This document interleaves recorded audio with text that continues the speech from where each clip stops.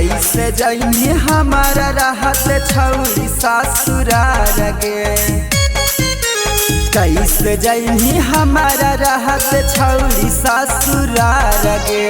शादी के दिन जाई माले में करबौ दूल्हा के मर्डर गे, आगे शादी के दिन जाई माले में करबौ दूल्हा के मर्डर गे। आगे ये तना गोली मारा बपा में न करतौ डॉक्टर गे, आगे ये तना गोली मारा बौरे फर करतौ डॉक्टर गे। आगे शादी के दिन जाई माले में करबौ दूल्हा के मर्डर गे, आगे शादी के दिन जाई माले में करबौ दूल्हा के मर्डर गे।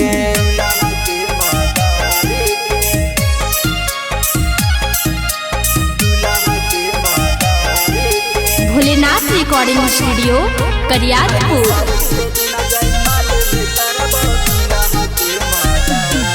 आगे लेके फोटो पर तो पीछे पुलिस थानेदार गे, आगे लेके फोटो पर तो पीछे पुलिस थानेदार गे। आगे शादी के दिन जाई माले में करबौ दूल्हा के मर्डर गे, आगे शादी के दिन जाई माले में करबौ दूल्हा के मर्डर गे। आगे हमारे नामा छपा तो छौरी पढ़ली है अखबार गे, आगे हमारे नामा छपा तो छौरी पढ़ली है अखबार गे। आगे शादी के दिन जाई माले में करबौ दूल्हा के मर्डर गे, आगे शादी के दिन जाई माले में करबौ दूल्हा के मर्डर गे।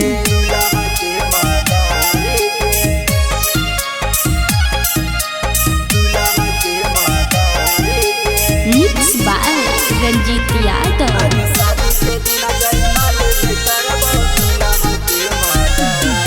आगे विपिन विकास के कहल बतिया पर जैतौ असर गे, आगे कैला सवारा के कहल बतिया पर जैतौ असर गे। आगे शादी के दिन जाई माले में करबौ दूल्हा के मर्डर गे, आगे शादी के दिन जाई माले में करबौ भतरा के मर्डर गे। तोरे चक्कर में ही औ बादा नाम सहना सार में, तोरे चक्कर में ही औ बादा नाम सहना सार में। आगे शादी के दिन जाई माले में करबौ दूल्हा के मर्डर गे, आगे शादी के दिन जाई माले में करबौ दूल्हा के मर्डर गे। Bholenath recording studio Kariyatpur.